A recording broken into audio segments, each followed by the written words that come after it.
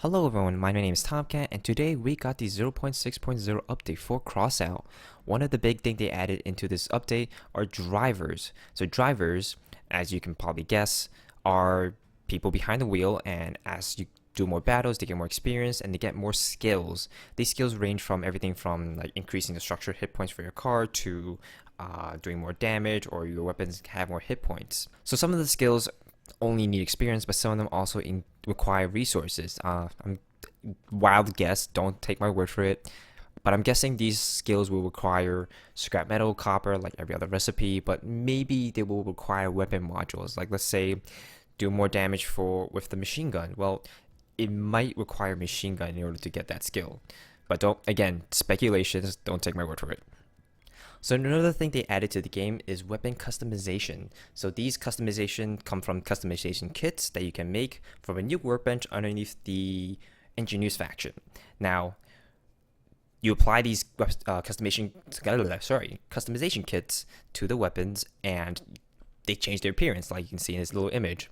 Now, if you don't like the appearance, then you can always apply another kit on top of that, and it will get rid of the old one and put a new image on. Now, once you apply this customization kit, that weapon is now bound to your account. You cannot put this up for sale, so keep that in mind, guys. So to make these new customization kits go under factions, under engineers, you now have a new workbench. Before we only had the white, the blue, and a dark orange workbench. Now we have this lighter yellowish orange workbench.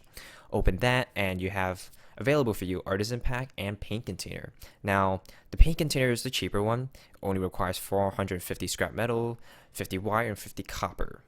The artisan pack, judging from the name, is better and also costs more, 900 scrap metal, 150 wire, and 150 copper. But again, I'm guessing you'll probably get better customization kits from this.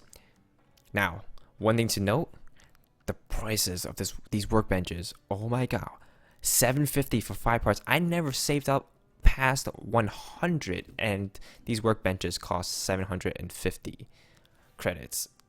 Yeah, these are not meant for, new players. These are meant for players, who've accumulated, a nice amount of wealth. They also did some changes to the raids. Under Heist, apparently people have been picking up, I'm inferring this by the way, people have been picking up the cargo while invisible, and that gave them an unfair advantage. So now, when you pick up the cargo, your car will immediately decloak or become visible again. And while you're carrying the cargo, you cannot become invisible. So this makes it fair for everyone. You can't just be invisible and just carry the cargo however far until you invisibility timer runs out. Under escort, they have this new mechanics. So it's called, I guess, confidence level. So the closer you are to the truck, the higher its speed. If you're too far away, the truck completely stops. This critical distance is 75 meters, by the way, so don't go too far out of this. But as long as you're within 75 meters, the truck will keep rolling. They also made some changes to the parts. Duster cabin now has new welding points and tracks. So this I did not realize, but apparently the reverse speed for tracked vehicles was limited to a really low speed, and this was a bug, not a feature.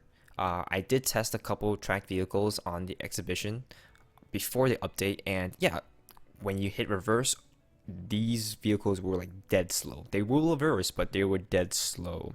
So now they fixed that. So now when you hit reverse, you are still pretty slow, but it's just because you're in reverse. You're not gonna go as fast as you're going forward. But it is now maneuverable in reverse, and you can reasonably get out of sticky situations if you ever get yourself in one.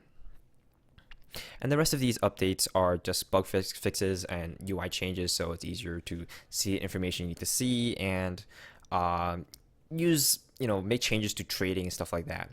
So one example of the UI update they did was this little energy boost icon. So before, when you went past 60,000 reputation, that energy boost icon would disappear. And I had a hard time explaining this to my friend who apparently already went past the 60,000 reputation, that if he went past it, then that energy boost icon would disappear. I told him it's on the left side of the battle button if you didn't go past the 60,000 reputation. And he kept thinking, did I mean the build button? I said, no, it would be to the right of the build button on the battle button. And he got horribly confused by that. But now, if you go past that 60,000 reputation, the energy boost would simply gray out. And you hover over the battle button, and this little information window for energy boost will still be here, and the fraction will show some number over 60,000 over 60,000. Another example of the UI change is that, let's say you go on the market and let's click something like scrap metal. You click buy. Now you have these little plus and minus signs, so you can do small changes. Let's say, you don't always have to highlight the number and type in a new number. You can just spam click the plus or minus sign to change the amount of quantity or the price. Now, I was trying to play with my friend earlier today on Crossout, and there was one bug that we noticed. So I was in the middle of a battle, and for me, since I'm in the Eastern Standard Time Zone, the game's daily fuel amount that I get, it rolls over at 8 o'clock Eastern Standard Time. So I was in the middle of a battle, and time just passed 8 o'clock, and as I got out of battle, I saw I have 200 out of 200 fuel. Nice, I can do raids. So I wanted to do a raid with my friend, and he was waiting in the garage for me to get out of the battle, and he said he only had 0 out of 200 fuel. So that's one thing is, since he was sitting in the garage, I guess it already loaded a 0 for him, and we're not sure if we were able to do a raid. So what we ended up doing was hopping into a battle just to get it done with, hop out of battle, and then finally his UI updated to 200 out of 200. So minor bug, not game breaking, but for those of you who noticed that, hey, my fuel amount should roll over right about this time, I've been waiting in my garage, why is it still 0? That's probably why. You might have to do a little battle and hop back out to see the change in that fuel value. But that's a minor thing. So that's a summary of the 0.6.0 update. Thank you guys so much for watching, and I'll see you guys next time. Bye bye.